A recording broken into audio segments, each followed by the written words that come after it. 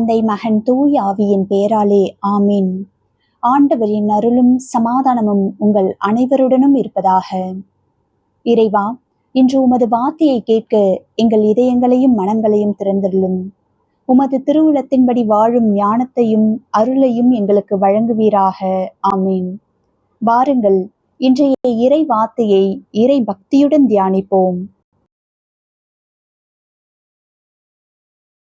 முதல் வாசகம் இறைவாக்கினர் எசாயா நூலிலிருந்து வாசகம்.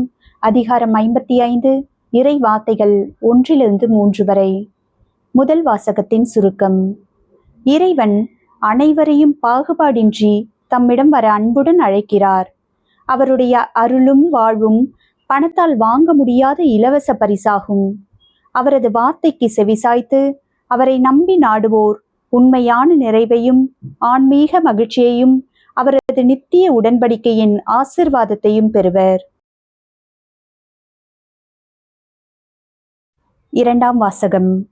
திருத்தூதர் பவுல் ரோமையருக்கு எழுதிய திருமுகத்திலிருந்து வாசகம். அதிகாரம் 8, இறை வார்த்தைகள் 35 மற்றும் 37-39 வரை. இரண்டாம் வாசகத்தின் சுருக்கம். திருத்தூதர் பவுல் கிறிஸ்துவின் அன்பிலிருந்து நம்மை எதுவும் பிரிக்க முடியாது என்பதை உறுதியாக எடுத்துரைக்கிறார். துன்பமோ துயரமோ சோதனையோ எந்த சூழ்நிலை வந்தாலும் இறைவனின் அன்பு எப்போதும் நம்மோடு நிலைத்திருக்கிறது. கிறிஸ்துவின் வழியாக நாம் எல்லாவற்றிலும் வெற்றி பெறும் நம்பிக்கையுடன் வாழ அழைக்கப்படுகிறோம். இன்றைய நற்செய்தி. மத்தேயு எழுதிய தூய நற்செய்தியிலிருந்து வாசகம். அதிகாரம் 14, இறை வார்த்தைகள் 13-21 வரை. நற்செய்தியின் சுருக்கம். மக்களின் தேவையை உணர்ந்த இயேசு அவர்கள் மேல் இரக்கம் கொண்டு 5 அப்பங்களையும் 2 மீன்களையும் ஆசிர்வதித்து ஆயிரக்கணக்கான மக்களுக்கு உணவளிக்கின்றார். அனைவரும் வயிறார உண்ட பின்பும் உணவு மீதம் இருக்கிறது. இதன் மூலம் நம்பிக்கையுடன் தம்மை நாடுவோரின் தேவைகளை நிறைவாக வழங்கும் கருணையும் வல்லமையும் கொண்ட ஆண்டவராக இயேசு தம்மை வெளிப்படுத்துகிறார். இன்றைய இறை செய்தி. இறைவனின் அன்பும் அருளும் ஒருபோதும் குறைவதில்லை. நம்மிடம் இருப்பது மிக சிறியதாக இருந்தாலும் அதை இறைவனிடம் ஒப்படைக்கும் போது அவர் அதனை பல மடங்காக ஆசிர்வதித்து பலருக்கு பயனுள்ளதாக்குகிறார். மேலும் எந்த சூழ்நிலையிலும் அவரது அன்பு நம்மை ஒருபோதும் விட்டு நீங்காது. சிந்தனை துளிகள். நம் வாழ்க்கையில் பற்றாக்குறைகள், சோதனைகள், தோல்விகள் வந்தாலும் இறைவன் நம்மை கைவிடுவதில்லை.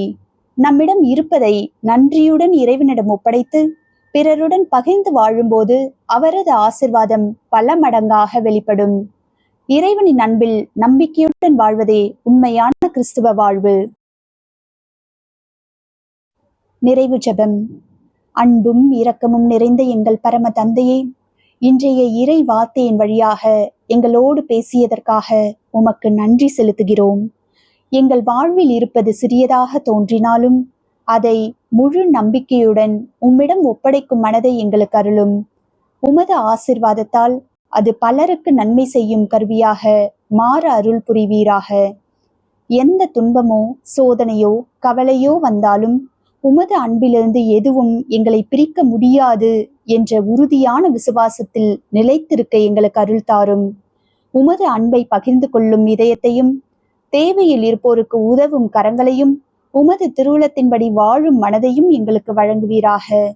எங்கள் ஆண்டவராகிய இயேசு கிறிஸ்துவின் வழியாக மன்றாடுகிறோம். ஆமீன். இன்றைய இறைவார்த்தை உங்கள் இதயத்தை தொட்டிருந்தால் இறைவார்த்தை சேனலை சப்ஸ்கிரைப் செய்து லைக் மற்றும் ஷேர் செய்யுங்கள். ஆண்டவரின் அமைதி உங்களோடு இருப்பதாக.